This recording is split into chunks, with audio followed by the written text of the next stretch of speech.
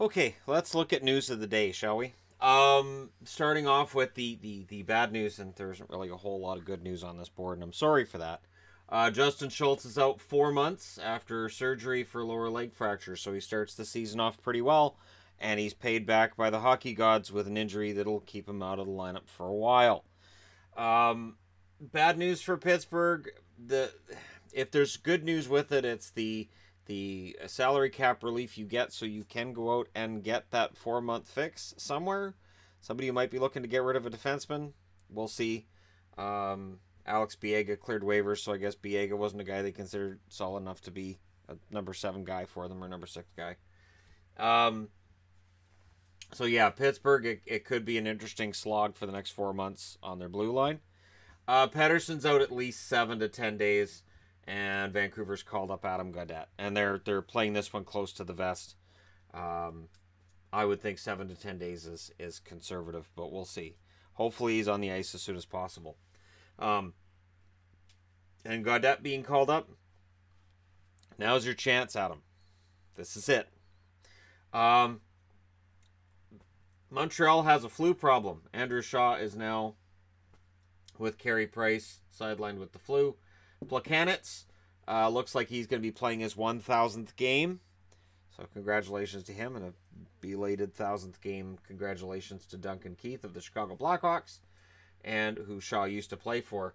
But yeah, this is an interesting time. It's only October 15th. It seems early for flu to be running around a locker room, but it happens. And it's hitting Montreal, so we'll see how, with Price and Shaw both out, how that affects Montreal. Colorado finally saw somebody on the waiver wire they wanted, Marco Dano, claimed on waivers from Winnipeg. Marco Dano's an interesting guy, isn't he?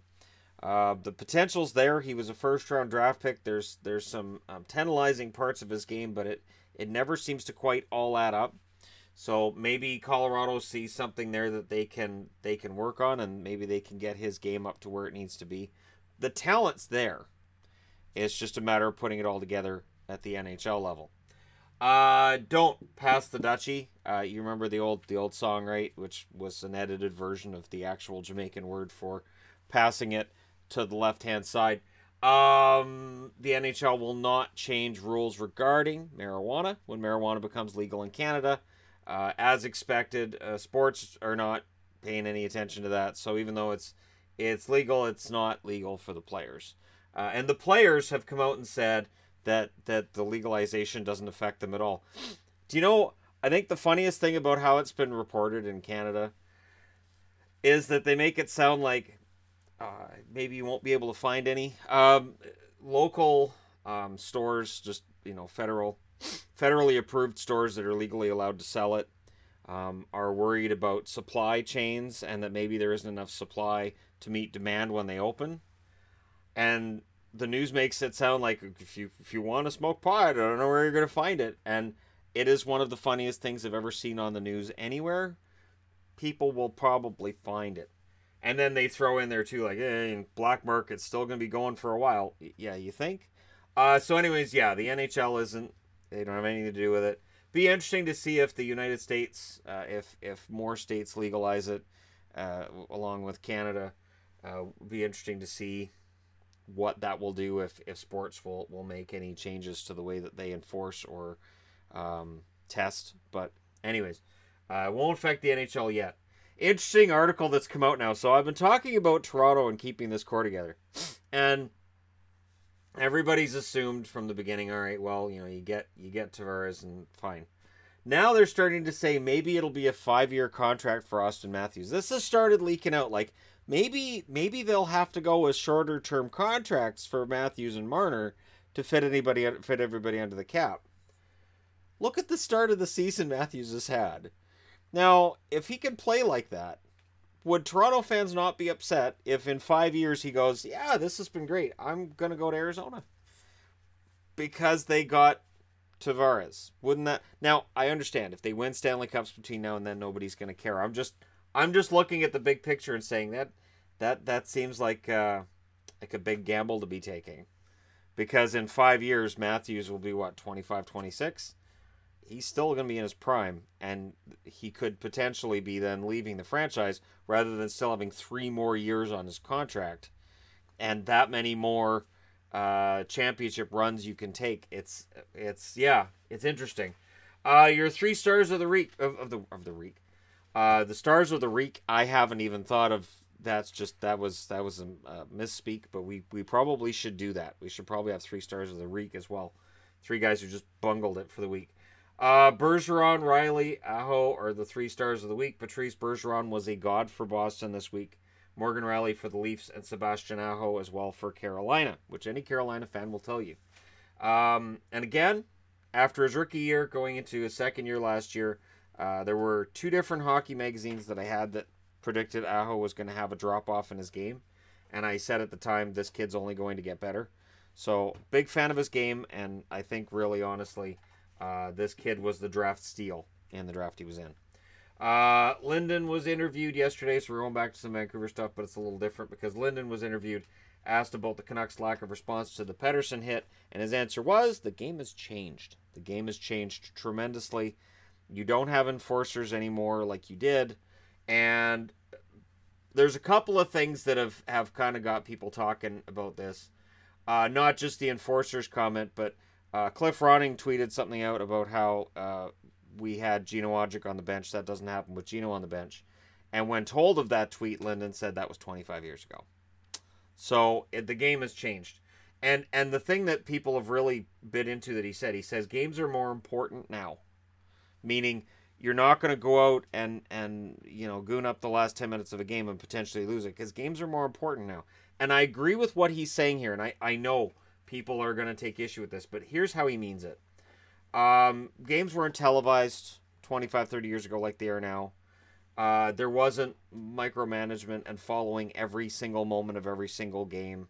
There were definite haves and have-nots in the league. There wasn't parity the way there is now. A Vancouver Canucks team back in the late 80s, yeah, they would have gooned it up because they're not a winning team anyways. So if one of their star players like a Patrice Grieco, Thomas Gradin, got run like that, then yeah, you probably would have seen a response from a guy like Tiger Williams, or Ron DeLorme would have gone out and rearranged something. But they weren't a very good team anyways. Whatever game they would have been playing, odds are either they're losing it or they're out of the playoffs anyway, so it doesn't matter. We are now in a league where there is parity from top to bottom. And one of the things that happens when you have that level of parity is every game is important. Every game means something. Every 2 points means something. And back in the 80s, that wasn't really the case. You had definite haves and have-nots. Early 90s, again, same thing. Now you might see 2 or 3 teams that you look at and go, they're probably going to be crap this year. But for the most part, there is a tremendous amount of parity. That's what the NHL has wanted. And that's part of the reason why there's so much skill now in between the way the rules have changed and the way that we now have points for losing in overtime and everything else. Parity is tremendous. So, no, the opportunity to just go up and goon it up. And he also said there may not have been a time during those last 10 minutes in that game where the Canucks felt that there was a good spot for them to go out and hit Matheson. So it's interesting to hear, somebody who played the game as long as Trevor did saying, back in the day, that would have been answered, but the game has changed. And I know there are some teams that still do, go out and start a bunch of fights. But the other part I would point out about this is, back, and again, looking back to the 80s, if you're up 5-1 and there's 5 minutes left and you're still trying to score, they're going to put their goons on the ice and beat you up because you're trying to run up the score. That's no longer really a thing. Look at Lars Eller, right? Gets jumped. Lars Eller gets jumped because he's showboating, not because it's 7-0. Back in the 80s, that game is a nonstop fight with the Bruins at 5-0. At 5-0, you're going to have Milbury, O'Reilly, and all the boys jumping on the ice and picking fights right, left, and center to distract you from the fact that they're losing 5-0. This was standard. I remember watching hockey right up until, even in the 90s. I would see a game that was 4-0 going into the third, maybe 5-2. Maybe it was even 5-3. And then a team would score 2 in a few minutes to make it 7-3. And then they're pressuring again. I'm like, oh, fights are coming. Because, you're embarrassing the other team. You're humiliating the other team and they have to defend themselves. You don't really see that anymore. I watched Boston beat Detroit 8-2. There was no fisticuffs at the end of that one. There was a hit that could have led to fisticuffs, and certainly, some guys get kind of upset about it on the Boston side, but Boston decided to answer by scoring that 8th goal rather than, go out and get into this huge melee with the whole team and a fracas erupts and there's guys getting thrown out of the game. That doesn't happen anymore. That hockey is gone. So, again, I agree with Lyndon on this. The game has fundamentally changed, and it's not just a matter of dirty hits. It's running up the score.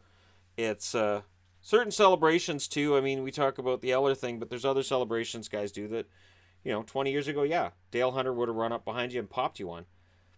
And that's not really an issue anymore. So there you go. Let me know your thoughts in the comment section below as always. Don't forget to hit like and subscribe if you're browsing your way through. You just happened upon this video. And thank you guys so much for watching. I'll talk to you again soon.